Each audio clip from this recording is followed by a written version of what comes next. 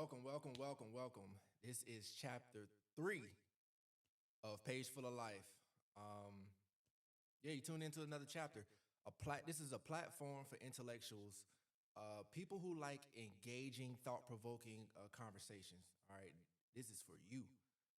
I'm Elliot Page, an entrepreneur and accountability coach. Let's turn the page. This is my website, pageforlife.com, a place where you can get guidance, help with mastering and building strong habits. And if you need an accountability coach or partner, if you will, however you sum it up, and you can get help with building good habits for sustainable growth in order to become the best version of yourselves. All right. Uh, Thank you for joining. Thank you for tuning in. Thank you for all of the 2,000 people out there. We have reached 2,000 subscribers, everyone. Let's keep that going. All right. What I ask of you guys is to engage. Let's engage. Drop a lot of comments in the comments section. Share it with other individuals. Get their thoughts on things. I want to hear from you guys. This is a community of intellectuals and people who like discussion. It can be a difference of opinions. That's okay. And we can come together and have these difference of opinions or similar opinions and be able to just talk so much each other about some really engaging topics. All right. So a little bit about the rundown. We got today. We're talking about domestic violence. We're talking about suicide. We're talking about body positivity. We're talking about what else we have here? Sharing locations with your partner. A bunch of different things. All right. So let's rock and roll and let's get to it. All right.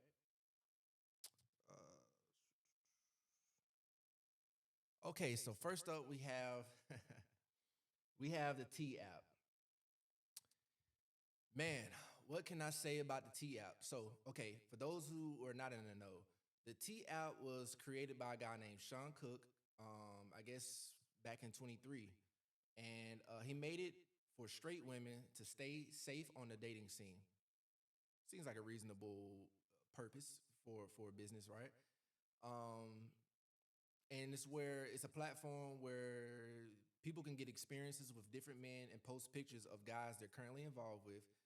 The idea of being that of local people who can weigh in on their negative and dangerous experiences with the comic section that they have. All right, it rose to popularity a few weeks ago, and it rose to notoriety because of the data leak that it has. And so for me, it's a little bit ironic because it's like, wow, basically it's gossip, right? It's you putting other people's business out there. Hey, I had a date with this person, and it went this way, right? Or he was this or she was that. And it basically gossiping, right? So you're putting people business out there, and then come to find out your business gets leaked, in this data breach. And so, because people, had to upload a driver's license and things of that nature. So, um, it's just kind of funny to me though, because this is where the dating scene is at, right? The dating scene has grown to be something that is a Yelp review. I mean, simply put, the dating scene nowadays, based off of this T app, is people having a Yelp review. I mean, it's the craziest thing. So I get it for the purpose of if there was a sexual assault, like a person who had sexual assault allegations or was a sexual predator and things of that nature, and you're like, hey, watch out for this person. Not everyone's checking the sex offender registry in their local area. That's just not a common thing that you do. It ain't like you go check that and read the newspaper and with your orange juice in the morning. So I get it for that purpose. But in this article, you can actually see where it says it was that was not what was going on. You know, it had things like you hear things on there like he ghosted after the first date or he takes weeks to text back. Do we really need a whole app for that? That's what I'm saying. We have gotten away from like using your own judgment on whether or not you should continue relations with this person or not. You know, that's what the whole point of dating is. You're getting to know someone. You're stepping outside of your comfort zone and you're having conversation, learning this person's maybe from their cultural experiences, their background, how they were raised, their behavior tendencies. You're you're handicapping yourself by going onto platforms like this to get the scoop on a potential person that you may went out on a date with or was planning on going on a date with, right? And so there was an app that was created to go against that. It was the opposite. So it first started. The T app started out as a platform for women who were on a lookout for men.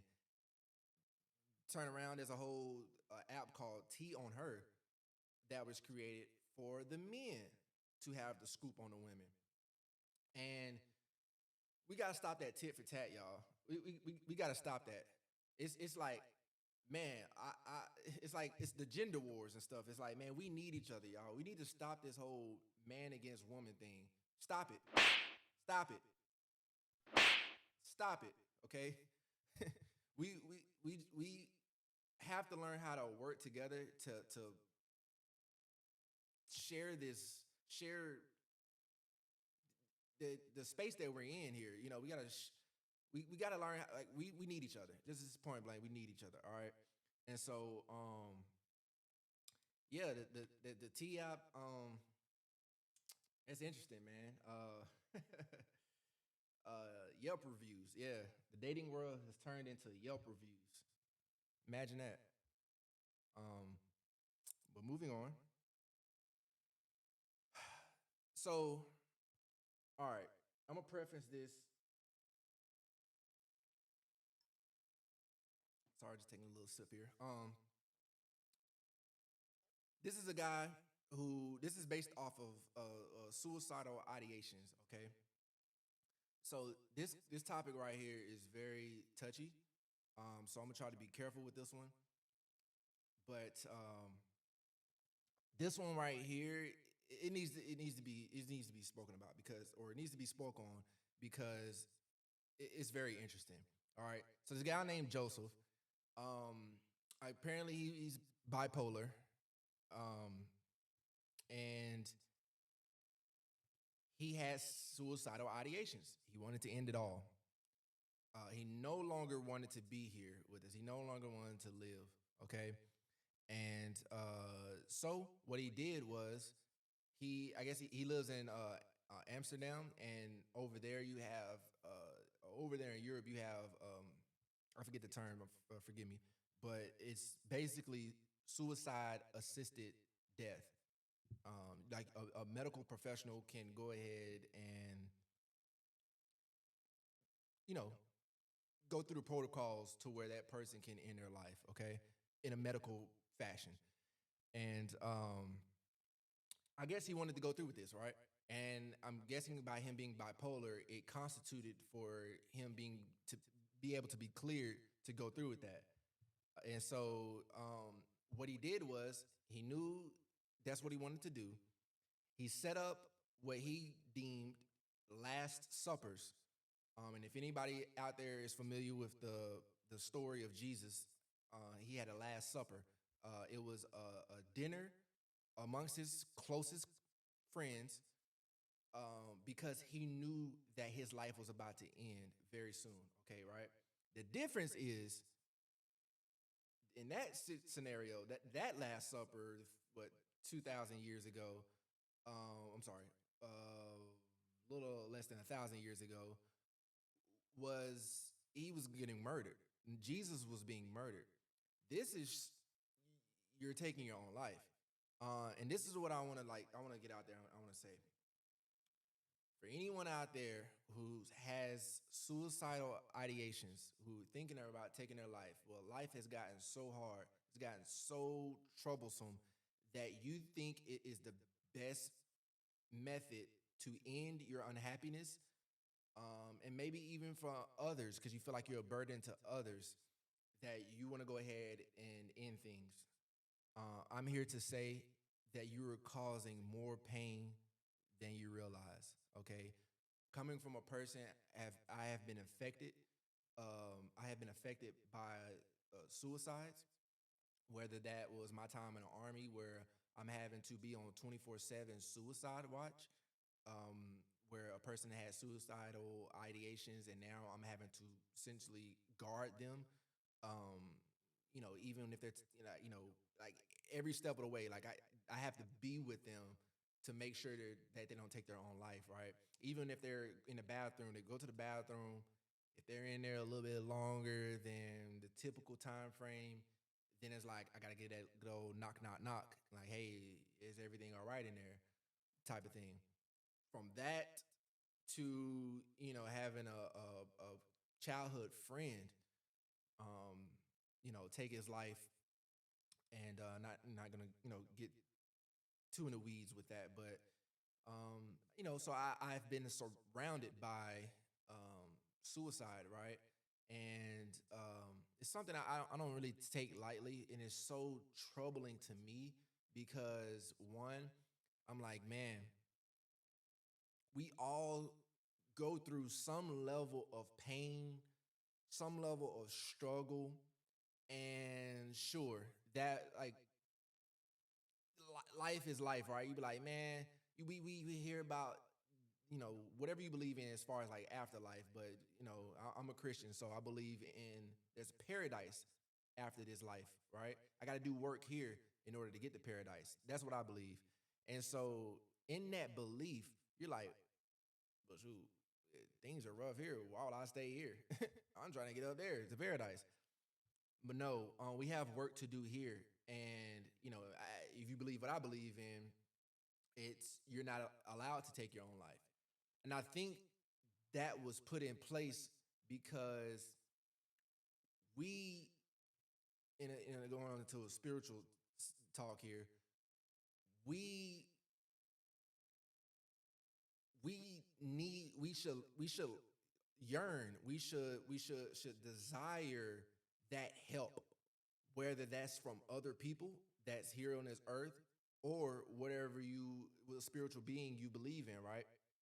And so I believe in God. I believe whatever I go through, God is going to get me through what I need in order to get me through my day. And He's never left me. He's never left my side.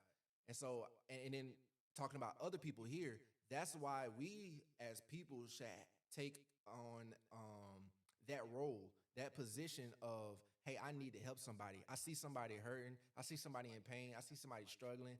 I need to help them, man. What can I do to be an inspiration to them, or to get them some guidance to get them on the right path, um, or I just need to be of service to them.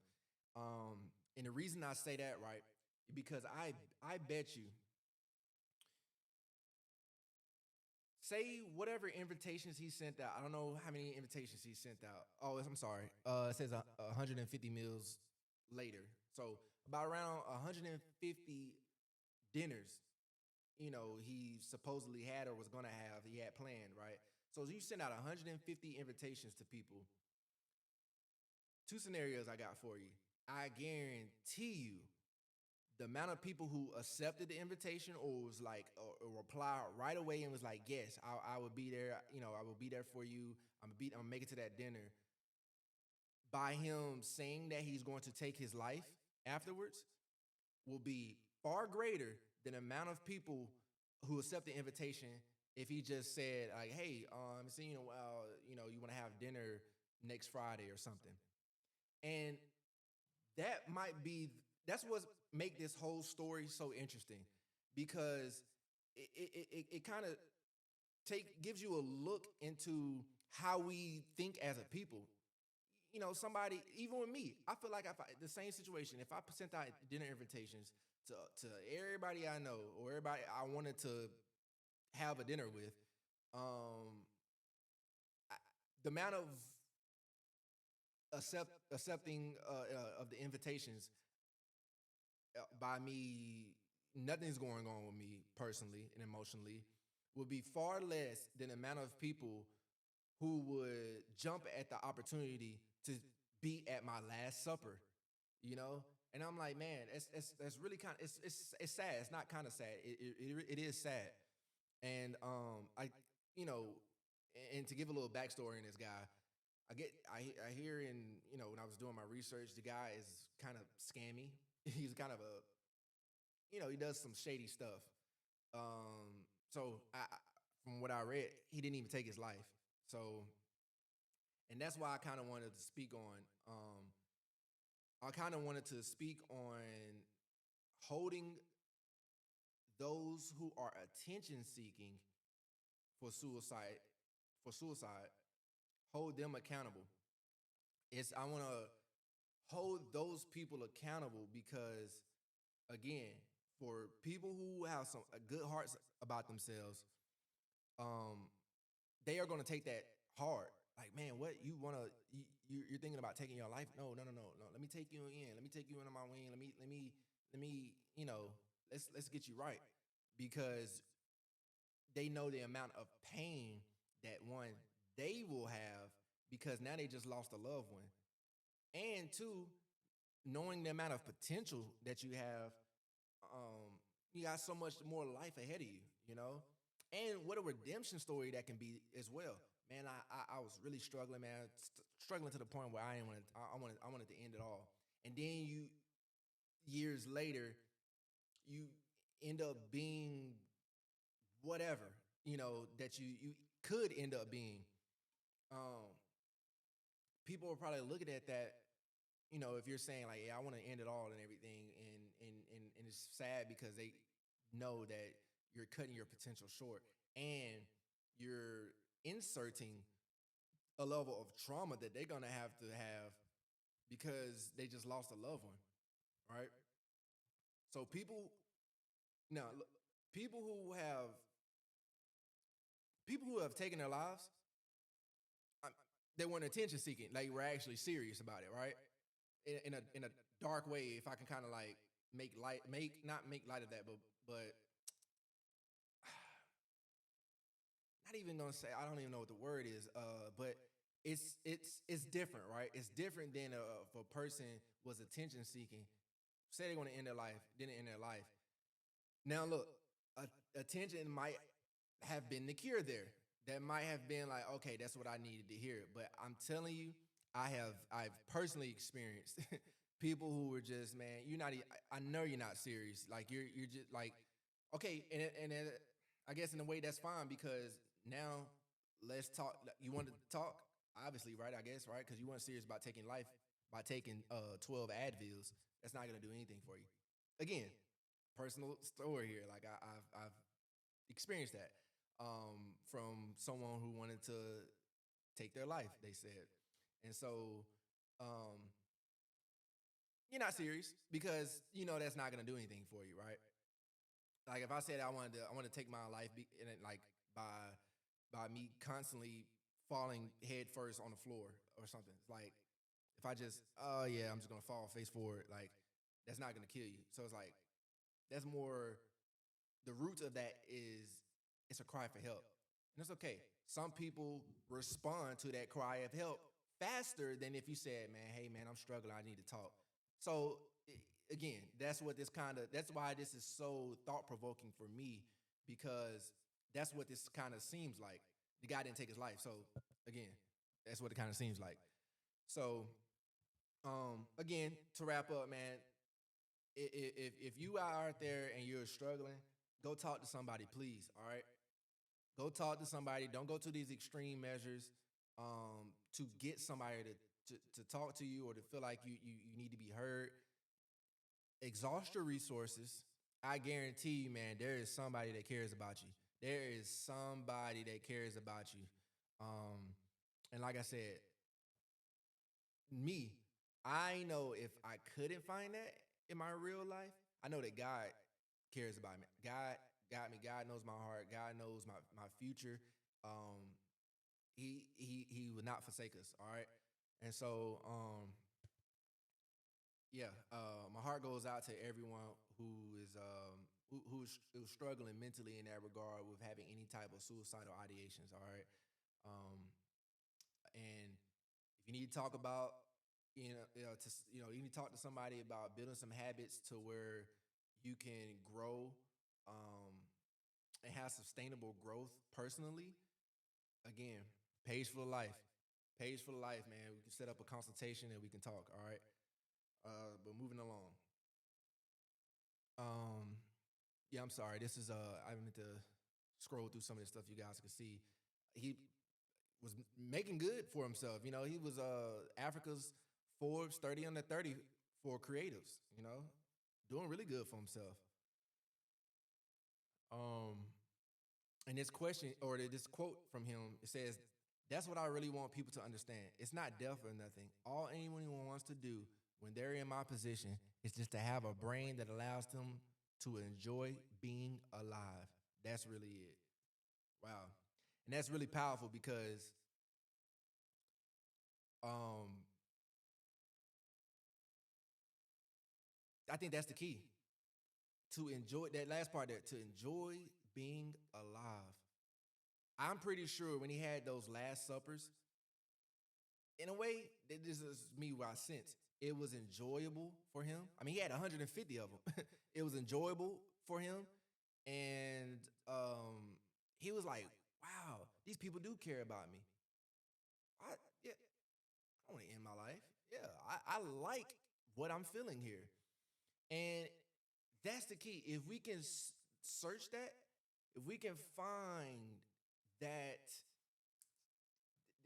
find that place within our lives to where we feel alive, where life just isn't like it's not such a burden, you know, where we can actually we it's like an energy where we feel vibrant, we feel, man, like it's like, wow, I feel good. I feel good, man. And you can feel good despite a lot of chaos happening around you, right? You can just be like, man, that's what it takes. Gratitude is really the key. And it's a mental thing. It's a spiritual and mental. I say spiritual because you have to have faith that is all going to work out. It's all going to reverse. The storm will pass. It's mental because you have to like mind you have to do mind tricks of being in chaos, and you be like, you know what, it ain't so bad, it ain't so bad, you know, even though it's a little rough, you're like, it ain't so bad, you know. um so gratitude is one key to unlock that treasure chest of the feeling of being alive. All right, moving on. This one right here, oh man, this one right here is so this one is a Zara news article about um the thin, very thin model, ultra thin models. So they ran a campaign where they were going to they ran a campaign where I guess they were using very skinny models that resembled like the 90s to early 2000s supermodels where they were wearing size zeros and size ones and things of that nature, okay? Or as some people called them, as some people called them, heroin thin, you know. Thin is back in. Thin is back in. I've been kind of saying this for a while now. I think everything is cyclical, especially with like bodies and the aesthetics of bodies. Um, you know, you look through history, it's been countless times of where like every decade it kind of changed. Being very round or voluptuous was in. At one point in the Victorian area, that was considered a sign of wealth, and it makes sense. Hey, if you got a belly on you, you eating good. And who was the only people eating good? It wasn't the peasants. It was people that was in the royal court. So so you wanted to be voluptuous. You wanted to have curves. You wanted to have a belly. You wanted to have some ass. I guess. Um, and so and then you move to the era of, okay, you got the Roaring Twenties. I'm sorry. So corsets. Corsets was back like so like late 1800s, like the Gilded Age, going into like the Roaring Twenties. People were wearing corsets. People were getting cinched up.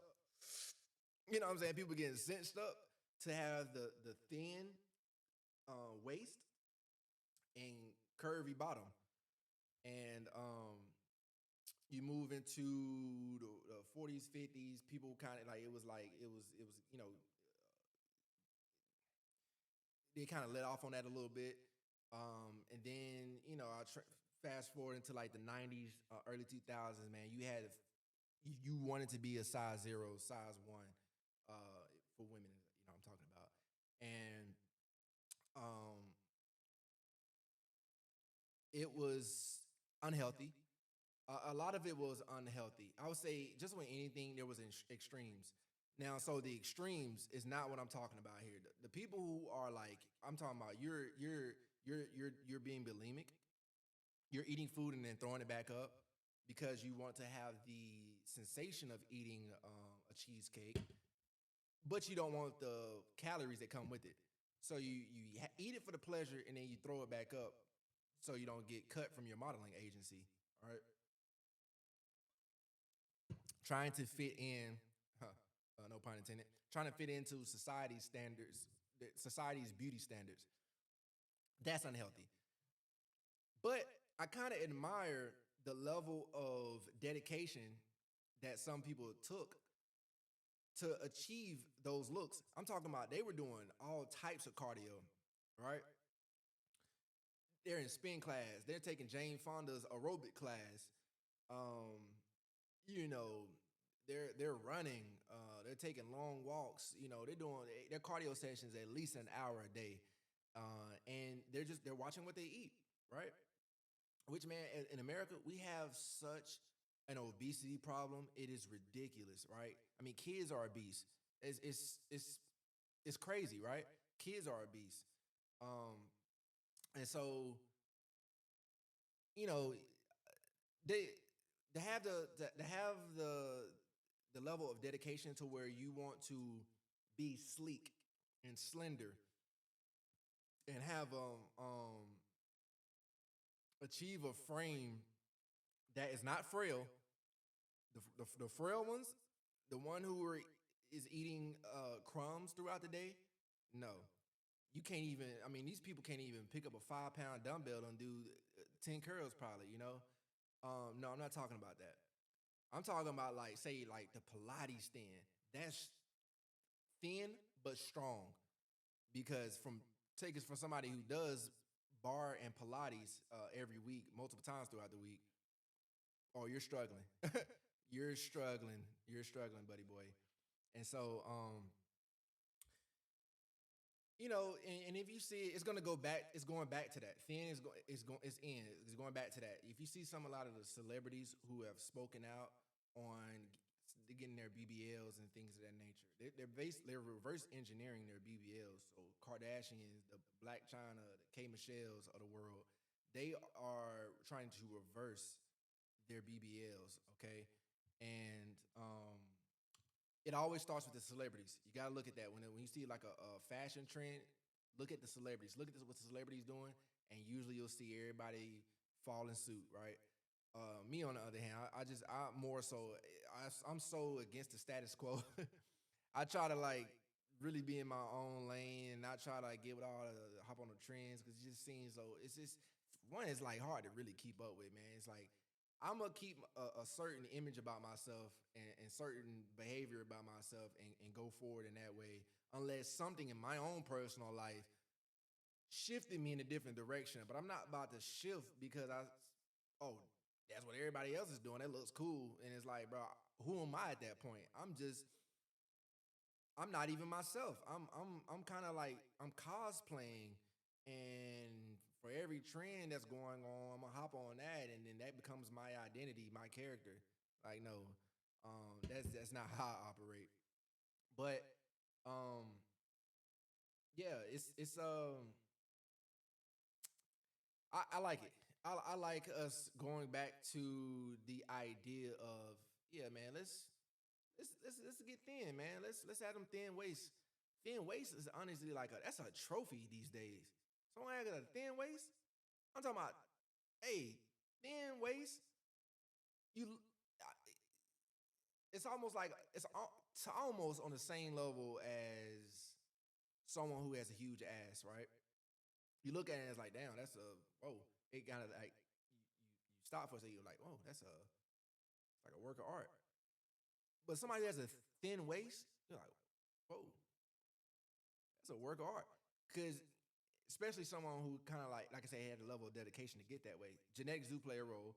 Um, but it's just crazy how like the body positivity era that we were in kind of it swung in the other direction to where um it's like you're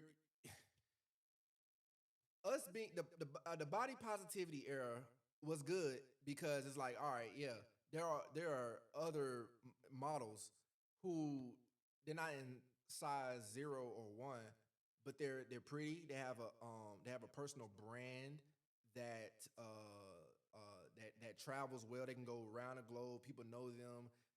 They have a great personality. They have a look to themselves that is it's like that superstar quality. They can sell well. If it's whether it's clothes or the brand that they're being endorsed by, right? They have talent other than them being able to fit in a size 0 or size 1.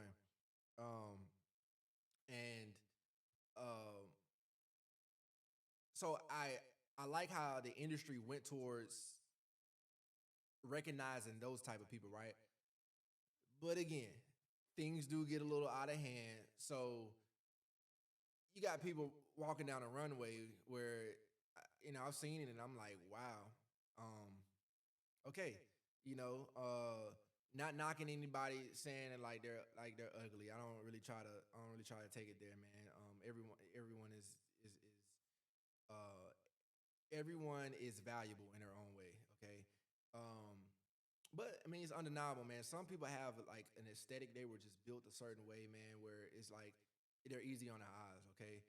Um, and I get again, if you look at thin things, they are usually like if they it's pleasing to the eye, right? And is we gotten to the point where with the body positivity stuff, it's like if we're praising plus size and demonizing skinny. I mean, if you look at this, I'm not making this up. They're demonizing skinny. It says right here in June, TikTok. If you can see that in June, TikTok blocked search results for skinny talk. You can't even search skinny talk on TikTok, but you can watch all other types of stuff on TikTok. That's where you can skirt the lines with stuff, and people getting away with stuff. All right, you know what I mean. It's whether you're using instead of using the O for certain words, you'll replace it with a zero, or you'll say corn when you're trying to like say other stuff, or you'll just spell a word backwards instead of ass, just say SSA. Like so you're gonna block skinny talk. You don't want people to look for a skinny aesthetic and try to I don't know be inspired by that. I don't think it's all bad. You know, that's probably spent a little too long in that. All right. Oh, I'm sorry. And the other one, I had it pulled up here, but it's the Shakari situation, right? Okay, so um, let me trying to pull it up here. It's not.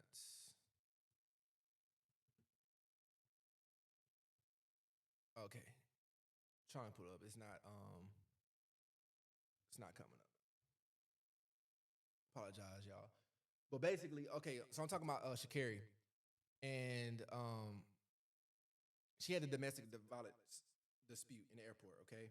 So she was detained at SeaTac Airport, and it says the police report said footage appeared to show Coleman, her boyfriend, being shoved into a wall before Shakari threw an item at him. All right. And she did apologize, so I would give her that. And Shakari, I do like Shakari. I think she does carry herself well. She's being in the spotlight, but also being a person where she wants to show the world her personality and be unapologetic for that. Which, again, I think she should. She should be unapologetic for just being herself and showing her culture and being badass at what she does. And she took the onus for this situation. She apologized to Coleman, saying, "I love him, and to him, I can't apologize enough." Real good, solid statement. All right. Now I'm gonna say this. I'm holding I'm holding the people accountable to anyone out there who has caused a domestic dispute. Um, because I haven't seen where I've rarely seen where after the domestic dispute it only happened once. Usually there's an escalation.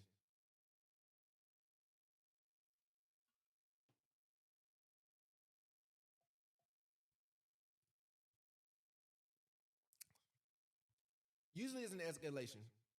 There's an escalation with folks who tend to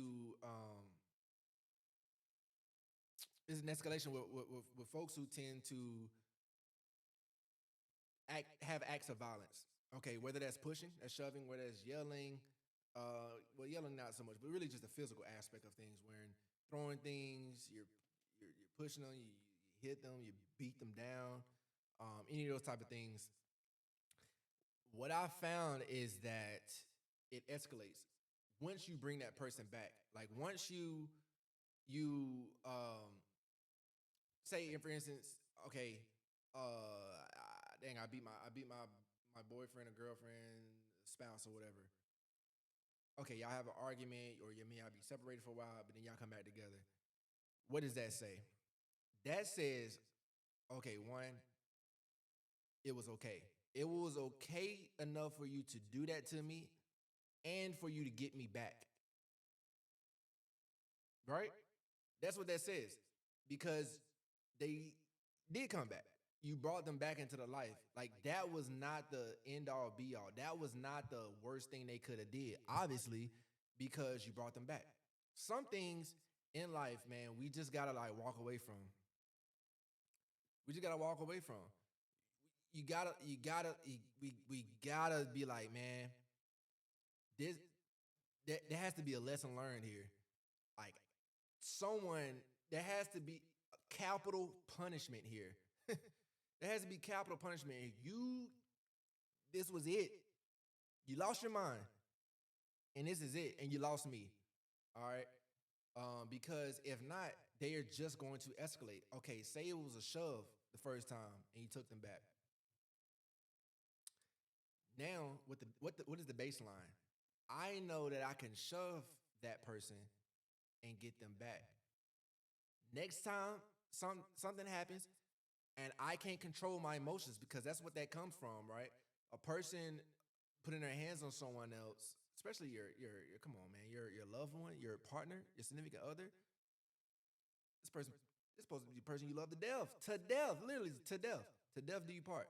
And um you're so out of control of your emotions that you cause physical harm to them, and they take you back.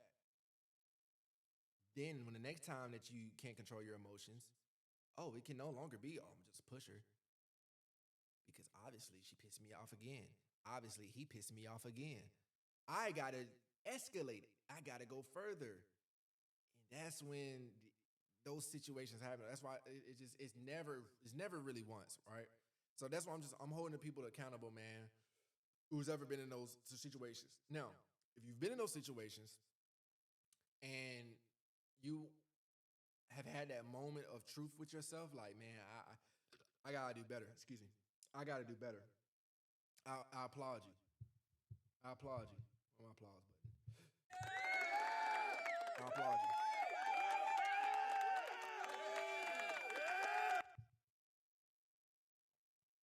But um, yeah, usually it doesn't stop once. And I'm gonna say this. I'm gonna say this.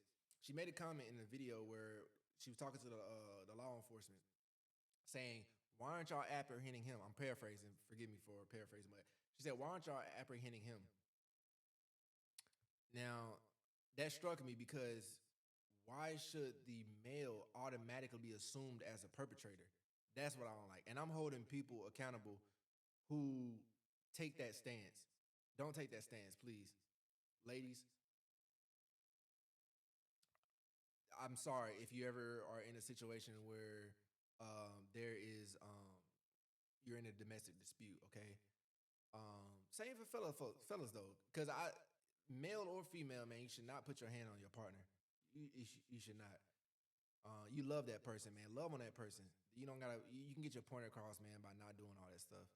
And so, but for the ladies out there who take that stance, where it's like, well, nah, he's the man. Why don't y'all go question him first? Why don't y'all hook and book him first? Why don't y'all arrest him first? No, that's wrong, man. Because I mean, look, there are some again from personal experience, man, from my friends. That's not always the case, man. You got some really spiteful, evil women out here, and they use that to their advantage. That whole notion of like, man, okay, well, you know, if it's the domestic dispute, I should get off a little easy because I'm the woman. It's like, nah, man. It shouldn't be like that, man. And look, one of my boys, he says that his folks told him, uh, hey, look, man, if she hitting you like a man, she can get hit like a man. I don't see too much to me. Hey, look, you might have been a Shakespeare with that one, but yeah, moving on. Okay, this one is kind of this is this right here. Sorry, this right here is I seen this and I wanted to talk about it because this right here says I'm disgustingly self-aware. There's literally nothing you can tell me that I haven't spent ample time reflecting on. That's a gem. That's a gem right there. I disgustingly self-aware. Boy, I feel like she was talking to me. I'm like, damn, did you take my phone and make that thread? So um I like it because it's so true, man. Man, I'm a thinker. I am a thinker. Um, so honestly, man, there's really nothing that anyone can tell me about myself that hasn't already like entered here and either placed in the back of my mind or I've been thinking about and reflecting on for quite some time. All right. And I'm in the mode of like, all right, how do I go ahead and correct this behavior or this thinking. Um, I think I could be wrong, but my theory is if more people were self-aware, there'll be less conflict. There'll be less misunderstandings because if you understand yourself first, there's less chance of someone else misunderstanding you. Ooh, hold on, hold on. Uh, hold on. Let me say that again. If you understand yourself first, there is less chance of someone else misunderstanding you. Thank you, my friend. Yeah. Um. So yeah, we all live in an ecosystem, man. The society is an ecosystem, so we need to learn how to gel. All right. And I'm not perfect, and that's why I reflect on all my behaviors because I'm not perfect. I'm sitting here talking about other people in their lives, right? Just hey, for content, for thought to wanting to engage with others and see what they think, right? That's why we're having this. We're sitting here today talking about all of this stuff, talking about what other people are going through and things of that nature. I normally don't like doing that, but for the sake of being able to, I do like thought provoking things though, right? Like I do like pondering about things. I do like coming up with like little like social theories, if I want to call it that. And I like engaging conversation. So that's so I can be look. I'm holding other people accountable towards their actions and behaviors, right? I would want people to do the same thing for me because we're not perfect. All right, we need to be checked sometimes, but you yourself need to do the checking before anybody. I'm guaranteed, man. No one is gonna check me before I check myself. Like it's just what it is. Now I'm very nonchalant, so it may come off like, oh, this person, he don't even he can give a damn about what I think or what's going on here. It could be true because, but I've already it was I've trust me though, it's not new to me, right? It's not new to me. I've thought about it, right? I try to be really empathetic and put myself in other people's shoes, look at things from different angles, and look outside of myself a lot. Okay, but then there's some things, man, as far as self care, where you could be like, I'm not going for that, or I don't. I simply don't care. I'm not about to waste my time. I'm not waste my time. I'm not spending my energy on that, on fixing that, or I don't feel like it needs to be fixed because there's other things that could my attention or other people's attention collectively could be used towards. All right. Um, but no, I like this one, man. That's a gem.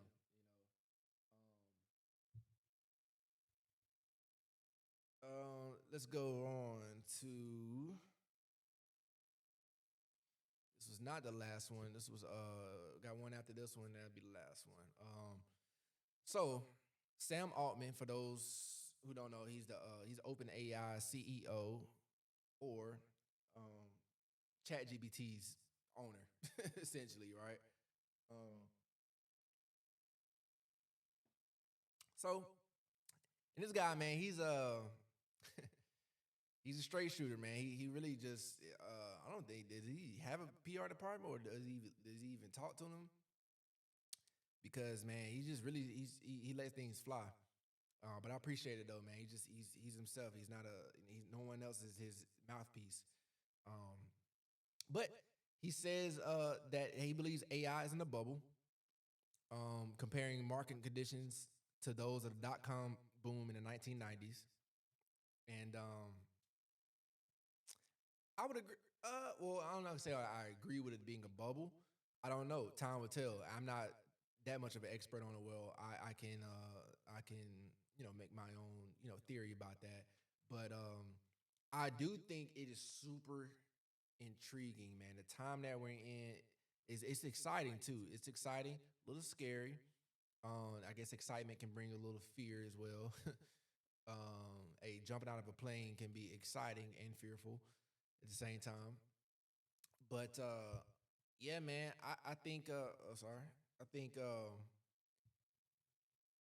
just look, just stay with me for a second. If okay, I'm gonna use the Y2K era. I love history, all right. That's why I'm thinking in perspective of like, dang, what time was like back then, and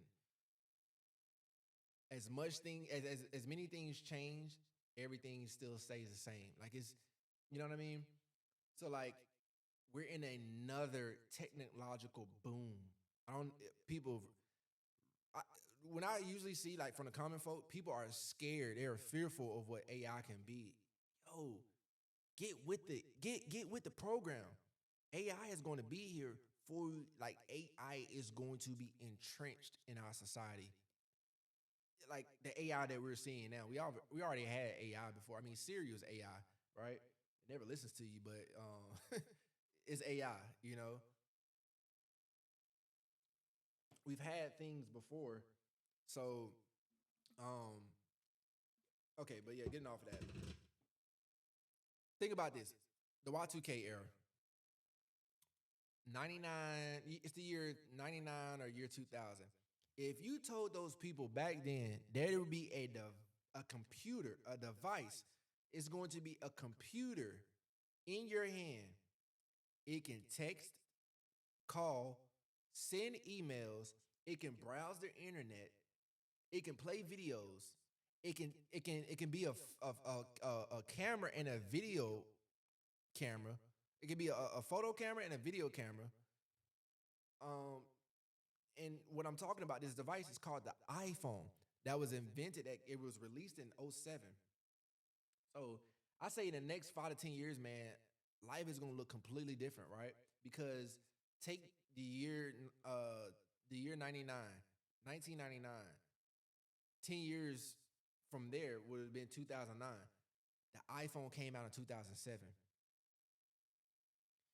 You back then it was dial-up internet. I remember it was dial-up internet, man. Windows 98 came out in 98. You know what I'm saying? Um, just and you had to like yo, them things was big clunky devices, man. You had floppy disks that you had to put in that had what 10 megabytes of storage. Like it was no memory whatsoever that you could put on. You could put one or two files on that thing. You could put one slideshow on that thing. You could put one slideshow on that thing. But tell somebody back then, man, that, oh, in less than 10 years, that's going to be this thing that we're on right now, this Windows 98, is going to be in your hand. Mind blown. You know what I mean? I have a mind blown. Oh yeah, I do have a sound for that. I'm trying to try these sounds out right here.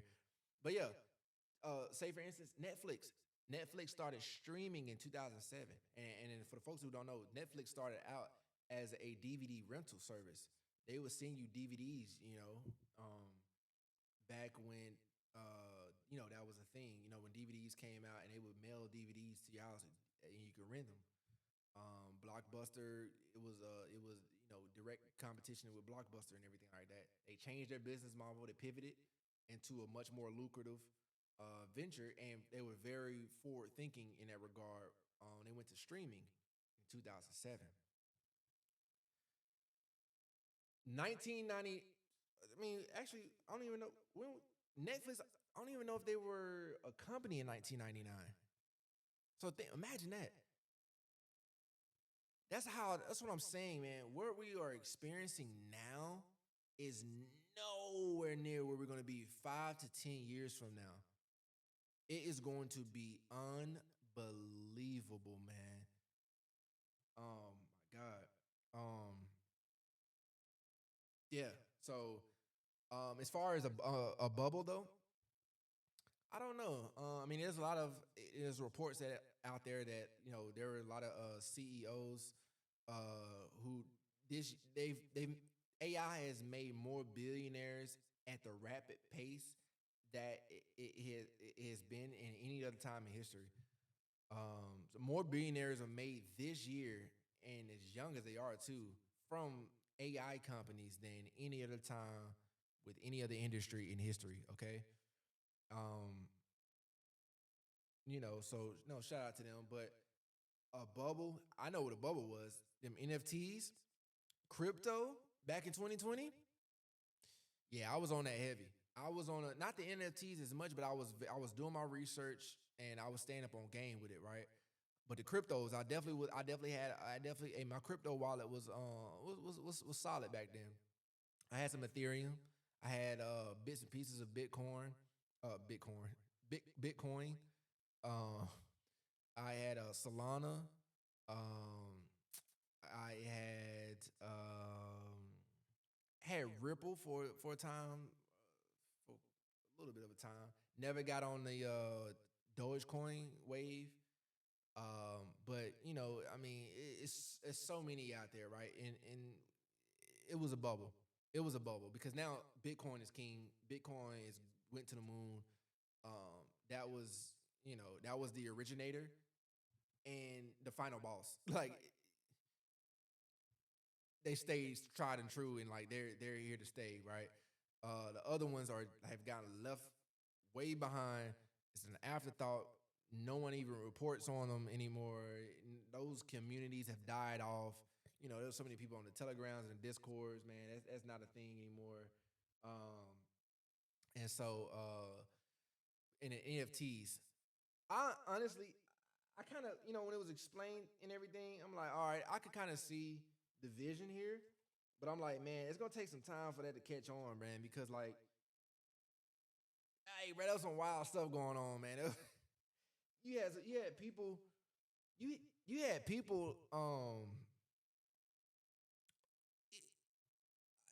bro, people would, I mean, it was like, bro, you had people buying real estate in like metaverses and stuff like that.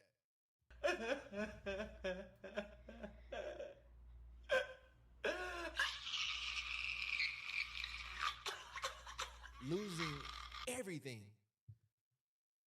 People were dropping some real money, a real bag on real estate, on these on some of these what was I can't think of the NFT name, but the collection that had like the monkey, it was like an ape or something, and it was like dripped out and like all of it. It looked like some MySpace stuff. I mean, we had like back then we had MySpace, and you had you had like the thug SpongeBob and with the roped out chain and everything like that, with the cash money signs on his shirt. A thugged out SpongeBob. You had that as your homepage, your all around your homepage, your theme.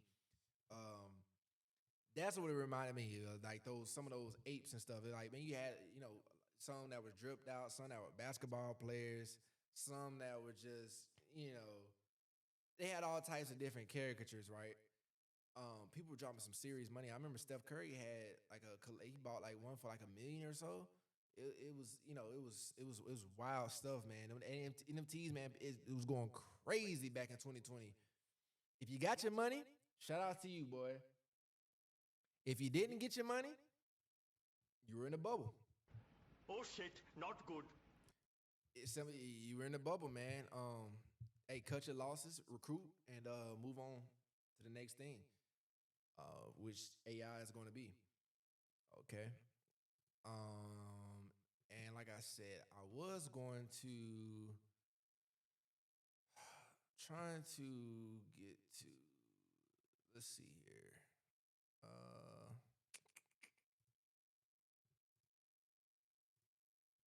All right, here we go, y'all.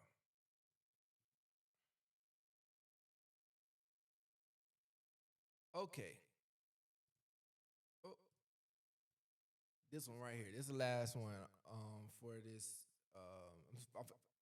Sorry, y'all. Forgot to say this is the social media scrapbook portion. The one earlier was called "Hold Them Accountable." Okay, so new segments I got, and just rock with me. We're gonna have this formula right, and we're going to keep it working for the next few weeks. All right. But this one right here, okay. She says sharing location is only messing when you're moving crazy. Otherwise, it's not even a thing. You even forget you're sharing locations.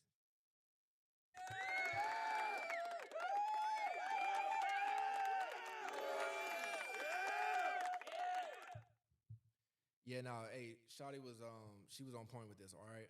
Because yeah, me and my wife, man, we share locations. It wasn't even a thought, man. It wasn't even like didn't turn into an argument. It didn't even turn into a hesitation. It was understood. It's like, yeah, for one, you already trusted each other. So it was just one other. It was not even it wasn't even a trust test or anything like that. It was just something that just seemed very practical. Hey, be better to know exactly where you at, so I know you're safe. Or if something were to happen, I can get right to you. I know exactly what's going on. I I'm not out there willing, like, bro. I'm not doing anything untrustworthy. I'm not out there willing and dealing. I'm not trying to be sneaky. I'm not trying to do any of that other. Okay, like, so sharing location, it makes sense. Why not do it? You only don't do it if you are doing sneaky stuff. I mean, just simply put, you don't do it if you're only doing sneaky stuff, man. Um, it makes sense. Like, why would you not? Like, if you so now, if the person is pressing you about it, I think that's the wrong way of going about it. But then again, I think look at it like, what would that look like, right? If your significant other said like, "Hey,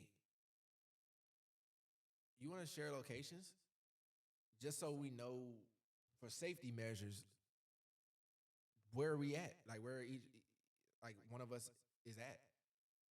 Um, and that's met with some pushback.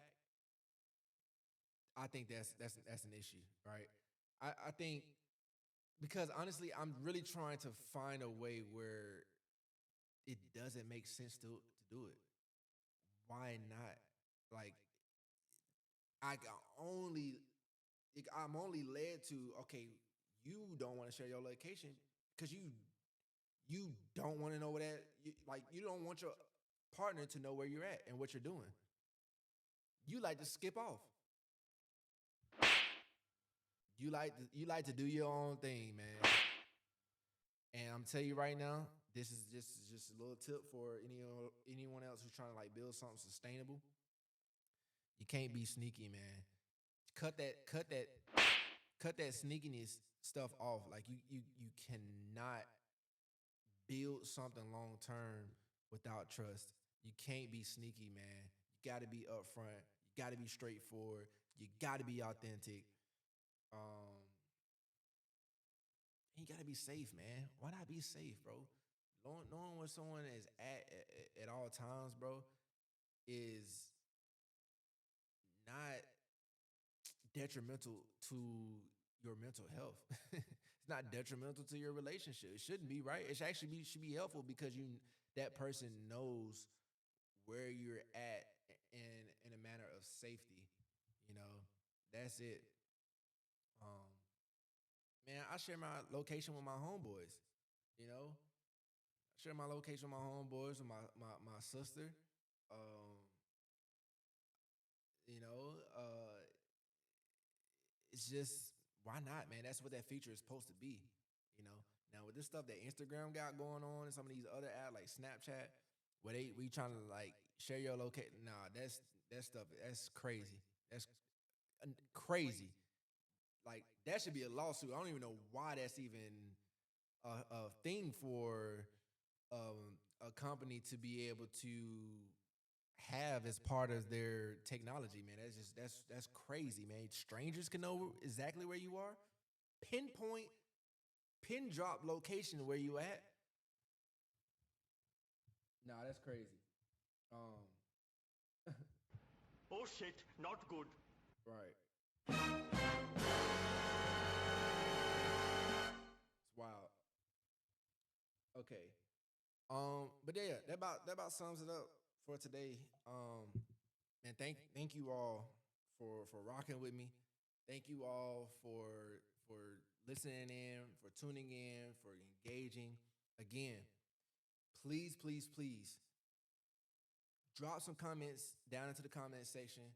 Message me, share it with others, like and share it with others to get their thoughts on some of these engaging topics. Um, Go to the website, pagefullife.com. If you or anyone else needs some help with mastering some habits in order to unlock some sustainable growth for yourself, then go to the website and do that. Man, we're here to build a community, okay? And pay like this whole platform, the website, this channel, all the other social media profiles, that Page for Life is on. It's for intellectuals. It's for community.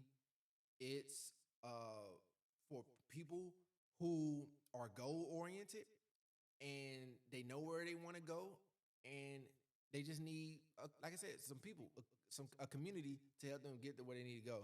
All right. Um, hey, this is coming at y'all every week, new content every week, and man, I can't thank y'all enough. All right. And so, um, I'm going to come up with a way for I got another segment. So one of the segments is going to be hold them accountable, where I pick out some news from the news outlets, and I'm just holding people's behaviors accountable, right? And we're gonna talk about it. The other segment is the social media scrapbook, where I'm picking pictures or threads, and we're just talking about it, right? Like people would do back when they had a scrapbook, a family scrapbook, when they come to the house. They just flip through and talk about it. And in the other section is what I'm gonna call a CPA hotline. So I'm accountability coach, taking accountability just like a personal accountant, a certified personal accountant would, taking account of things. And we're gonna have a hotline.